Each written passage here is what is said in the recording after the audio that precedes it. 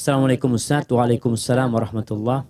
Bagaimana jika kita tidak sengaja mengkonsumsi bahan makanan haram? Apakah amal ibadah kita tidak akan diterima? Ya, berkaitan dengan tidak sengaja, ada 3 hal yang diampuni sama Allah Subhanahu wa taala. Yang pertama, lupa. Kita tahu tapi lupa ketika itu. Kita tahu nih nggak boleh nih. Tapi ketika itu lapar, kita tahu-tahu makan. Ya Allah, ternyata yang aku makan nggak boleh sebenarnya. Dia tahu awalnya. Yang kedua, ketidaksengajaan. Allah ampunin kita. Yang ketiga, terpaksa. Jadi apapun yang kita lakukan, kalau itu karena ketidaksengajaan, seorang yang membunuh orang lain dengan cara tidak sengaja, dosa nggak? Siapa yang mau kasih contoh? Bunuh dengan tidak sengaja. Gimana? Bunuh nggak sengaja. Gimana? Kecelakaan lalu lintas. Nah, walaupun kecelakaan lalu lintas ini sekarang dimasukkan syibil amat, seperti sengaja. Khususnya kalau mereka ngebut. Di Arab Saudi itu hukum membunuh itu ada 3. Sengaja, seperti sengaja, tidak sengaja.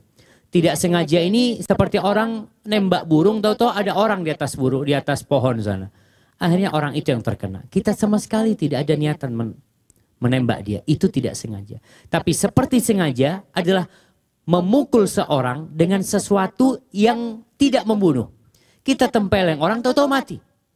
Mungkin itu terjadi.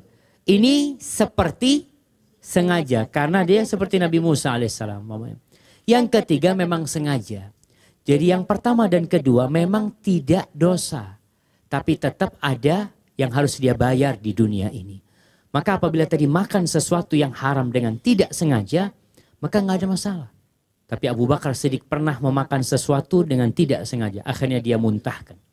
Terus pengaruhnya dengan amal ibadah kita, Ustaz. Apa tidak akan diterima? Nah, jamaah, di antara yang menyebabkan doa kita tidak dikabulkan, ibadah kita tidak diterima, makan haram. Jadi kalau ada orang tua mendoakan anaknya, Ustaz, anak udah berdoa kok anak-anak tetap nggak benar ya. Coba lihat, mungkin engkau makan yang haram.